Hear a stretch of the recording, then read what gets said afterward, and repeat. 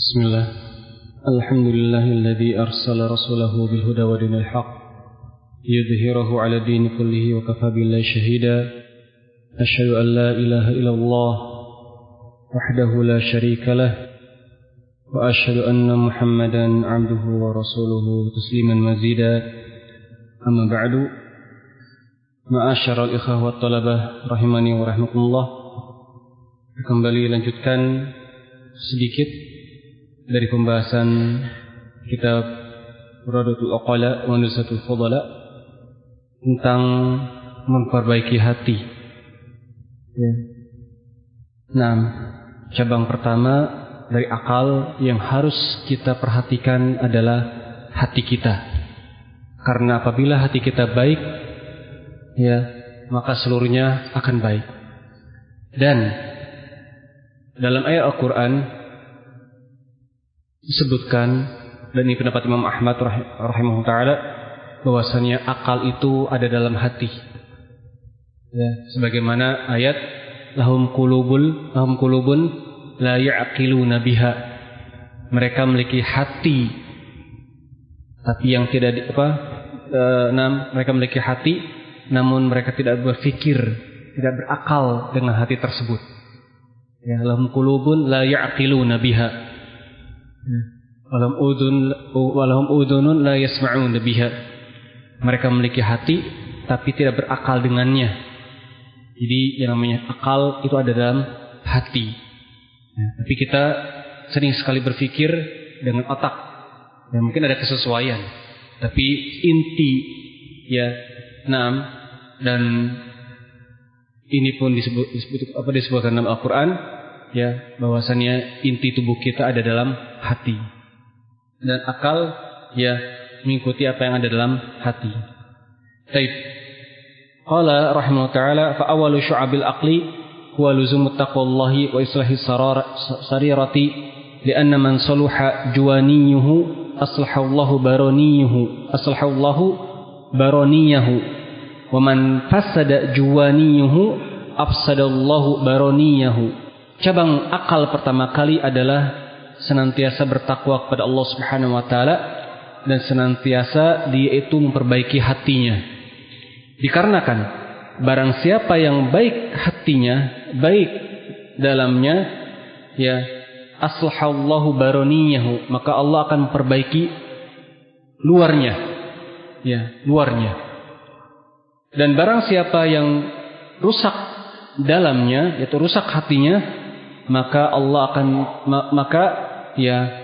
rusak juga luarnya.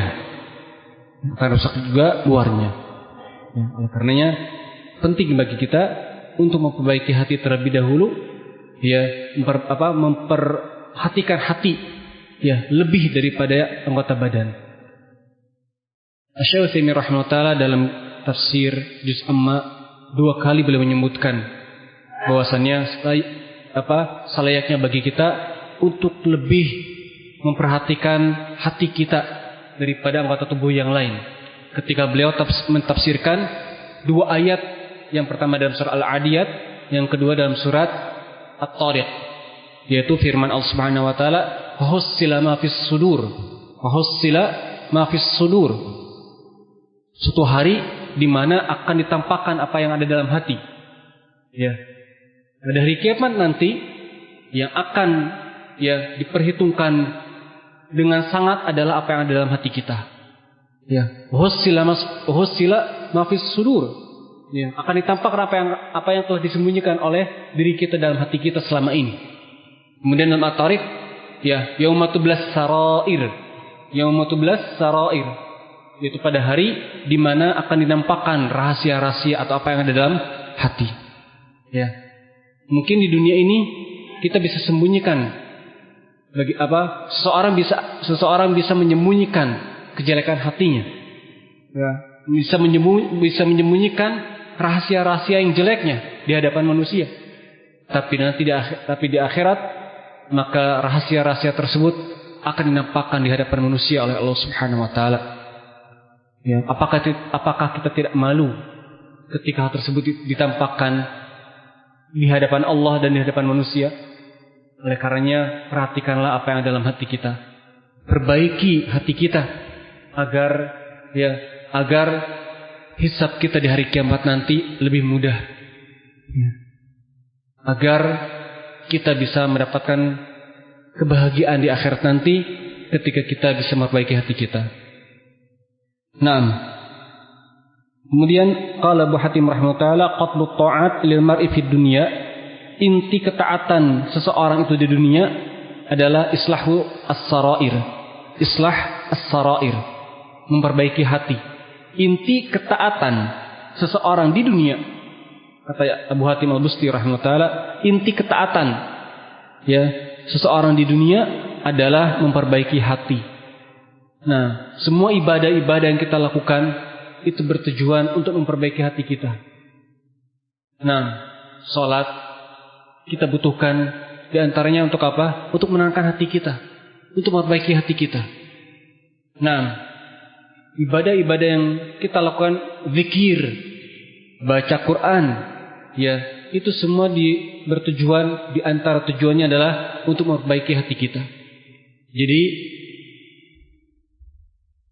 apabila kita ingin mendapatkan inti ketaatan kepada Allah Subhanahu wa taala di dunia, maka perbaikilah hati kita. Wa tarku ifsadi ad-dhamair. Jadi inti ketaatan seseorang di dunia adalah memperbaiki hati dan meninggalkan sesuatu yang bisa merusak hati. Memperbaiki hati dan meninggalkan sesuatu yang bisa merusak hati. Oleh karenanya hasad haram. Kemudian apalagi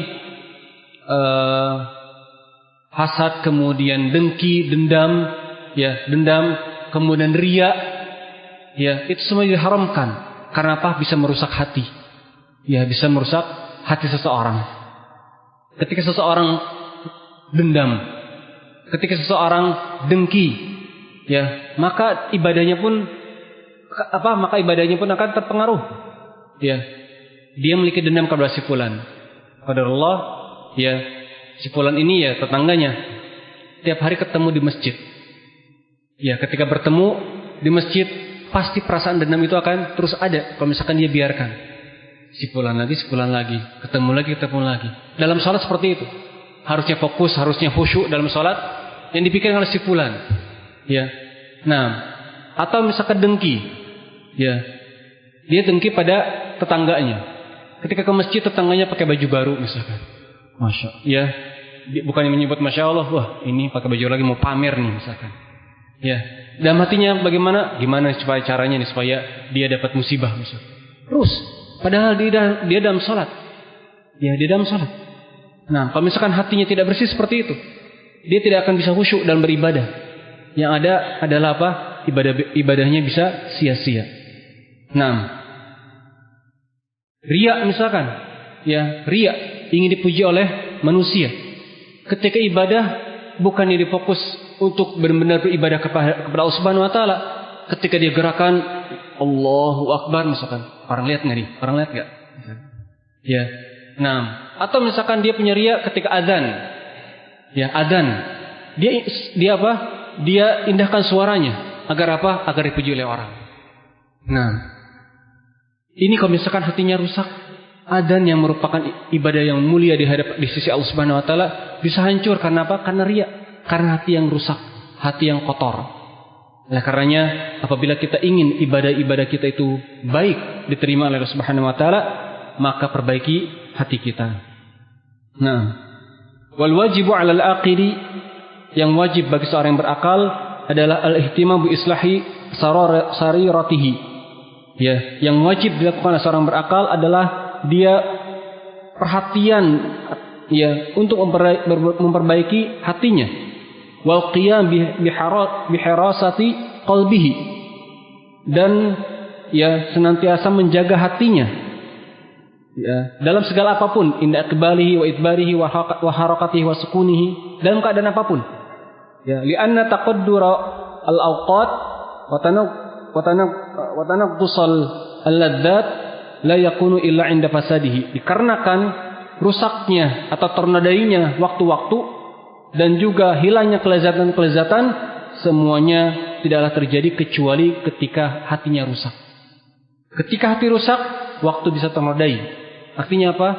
Ya, waktu yang harusnya dia gunakan untuk berzikir kepada Allah Subhanahu wa taala, ya ketika harinya rusak, dia gunakan untuk bagaimana dia gunakan ya untuk bagaimana cara ya menghilangkan nikmat seseorang ketika hatinya dengki. Ya. Waktu yang harus dia gunakan untuk berzikir mengingat Allah Subhanahu wa taala, dia gunakan untuk riya di hadapan manusia. Ya. Nah, itu kalau misalkan hatinya rusak, hatinya kotor dan hilangnya nikmat, hilangnya kelezatan. Kenapa? Ibadah yang kita lakukan pada Allah Subhanahu wa taala itu adalah salah satu sebab ya turunnya kenikmatan dalam hati, turunnya ketenangan dalam hati. Kalau ibadah tersebut rusak, maka kenikmatan dalam beribadah hilang. Ketenangan dalam beribadah, ya ketenangan yang bisa didapatkan setelah beribadah hilang. Ya, oleh karenanya banyak orang yang bertanya, ya, dalam ayat kan innas salata tanha 'anil fahsya'i wal munkar. Sesungguhnya salat itu mencegah dari perbuatan keji dan mungkar. Tapi kenapa banyak orang yang salat tapi ternyata masih melakukan kemungkaran dan perbuatan keji? Karena apa? Karena hatinya rusak, hatinya ya kotor, sehingga ketika dia salat dia tidak ikhlas. Ketika dia salat ya dia tidak fokus, dia tidak takut kepada Allah Subhanahu wa taala, dia tidak cinta kepada Allah Subhanahu wa taala. Nah, oleh karenanya ketika keluar masjid dia tidak ada perubahan karena hatinya rusak. Oleh karenanya Al Hasan Al Basri rahimahullah taala beliau ditanya apa yang membuat Abu Bakar As-Siddiq lebih mulia daripada manusia yang lain. Ya. Kemudian kata Al Hasan Al Basri, ya, bukanlah amalan zahir, bukanlah salat, bukanlah banyaknya puasa yang membuat Abu Bakar As-Siddiq lebih mulia daripada yang lainnya. Tapi apa? Syai'un waqara fi qalbihi minal iman.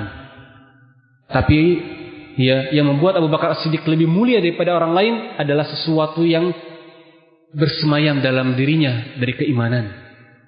Ya. Ketika kemudian kata beliau rahimahullah ta'ala, kata Al Hasan Al Basri, ya, kalau kita kata beliau tabi'in, seorang tabi'in, kalau kita beribadah dunia yang ada dalam hati kita.